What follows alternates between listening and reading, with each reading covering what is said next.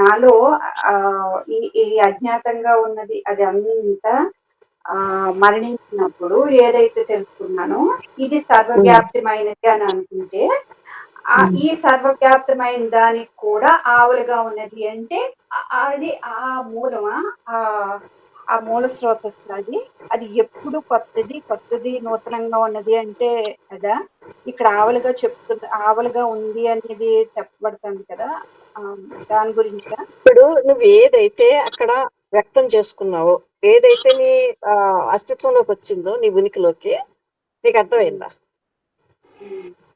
ఇదేనా నువ్వు అడిగింది? అదేనా ఇక్కడ నా ఉనికిలోకి నాకు ఒకటి వచ్చింది కదా. ఇది వచ్చింది అపారమైనది ఒకటేనా నడుస్తావు అదే కదా. అది ఒక్కటే సిద్ధి. నీకు అర్థమైందా? నీకు అప్పుడు ఎలా చెప్పాను నాకు అసలు గుర్తులేదు. అంటే అక్కడ ఏమన్నా ఇది ఇక్కడ ఇక్కడ ఈ బాడీలో ఉన్నంత సేపు ఇది ఇలా ఉంటుంది దీనికి. అయితే ఎప్పుడైతే ఉండదో అక్కడ దాంతో ఏకమవుతుంది. అయితే ఏమో ఇది ఒక రకంగా ఇది ఫిల్టర్ అయ్యింది, అది నిత్య నూతనం. కవిత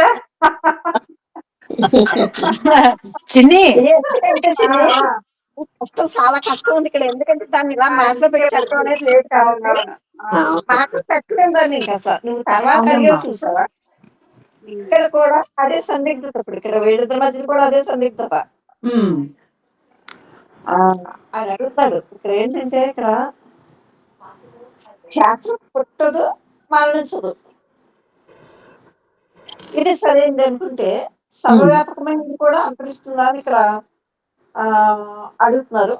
ఎందుకంటే ఇది సర్వవ్యాపకమైనది కూడా అంతరిస్తుంది అంటారంటే ఇక్కడ ఈ మాటలో వ్యక్తం చేసేది ఏదంటే కాదంటాను. ఎందుకంటే విశ్వవ్యాపనమే వ్యక్తీకరణ. విశ్వవ్యాపకమే వ్యక్తీకరణ అన్నమాట. అంటే దాన్ని చెప్తున్నాం, మనం వ్యక్తం చేస్తున్నాం. చూడండి, నేను కేవలం వివరిస్తున్నానంతే. అది తప్ప ప్రతి ఒక్కటి మరణిస్తుంది. ఇది నీకు అర్థమైంది? ఏది తప్ప? అదే ఆ స్పృహ తప్ప. అది స్ఫూర్తి అనుకో. స్ఫూర్తి. అమ్మా ఇదే నేను అందా అనుకున్నాను. ఆ స్పృహ, ఆ స్ఫూర్తి ఉంది.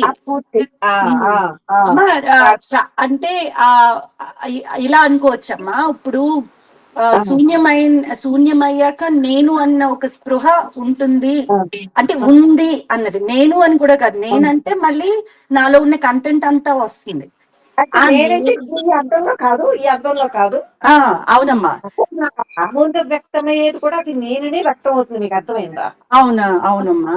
అది నేను ఇలా ఈ నేను కాదు, ఈ దేహం అనే నేను కాదు. అదేనమ్మా. అమ్మా, ఈయన అనేది ఆ నేను కూడా అంతమవుతుందనమ్మా. నేను ఎప్పుడు అంతం అవ్వదు. అది ఎప్పుడు ఉంటుంది. అది వ్యాపితం. అది వ్యాపితం. అది అంతమయ్యేదానికి లేదు. అదే కృష్ణజీ కూడా ఇక్కడే చెప్తున్నాడు. అదే చెప్తున్నారు. అది తప్ప ప్రతి ఒక్కటి మరణిస్తుంది. చూసారా? ఇప్పుడు ఈ విశ్వవ్యాపనమే వ్యక్తీకరణ అవుతుంది. ఏదైతే మనం ఈ వ్యక్తం అవ్వటానికి ఆధారమై ఉందో అది ఎప్పుడు నశించదు, మరణించదు. అమ్మ, విశ్వవ్యాపకం నేనన్న దాని లాగా వ్యక్తీకరణమైంది అన్నారు.